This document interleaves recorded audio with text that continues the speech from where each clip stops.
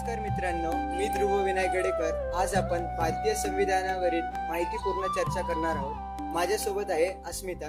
नमस्कार। तर अस्मिता, माझा पहिला प्रश्न असा आहे, भारतीय संविधान तयार होण्यासाठी किती वेळ लागला? संविधान तयार करण्यासाठी 2 वर्ष 11 महिने 18 दिवसांचा कालावधी। खूपच छान। आता सांग, संविधान तयार करणारी सभा कोणती होती आणि तिचे अध्यक्ष कोण होते? त्याचे अध्यक्ष डॉक्टर राजेंद्र प्रसाद आणि डॉक्टर बाबासाहेब आंबेडकर। मला सांग, भारतीय संविधानाला जगात सर्वात मोठं संविधान का म्हणतात? कारण यात सर्वाधिक अनुच्छेद आहेत।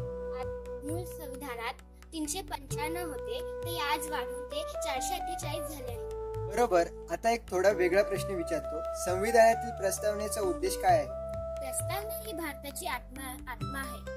धर्मनिरपेक्ष, लोकशाही, राज्य आणि बंधुता, समता या मूल्यांना महत्त्व दिलं आहे। बरोबर। आता पुढचा प्रश्न असा आहे की मूलभूत हक्क म्हणजे काय?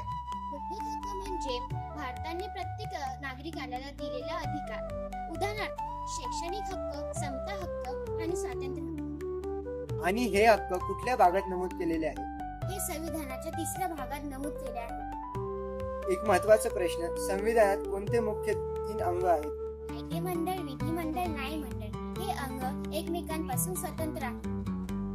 म्हणजेच लोकशाही व्यवस्थित चालण्यासाठी या तिन्हींचाही समतोल गरजेचा आहे, बरोबर ना? हो, अगदी बरोबर। शेवटी एक फर्स्ट फॅक्ट, संविधानात आतापर्यंत किती दुरुस्त्या झालेल्या आहेत?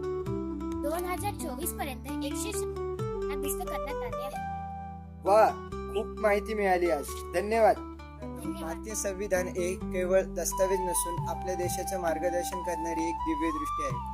तर चला मित्रांनो, हे संविधान आपण समजून घ्यायला व त्याचा सन्मान करायला शिकूया।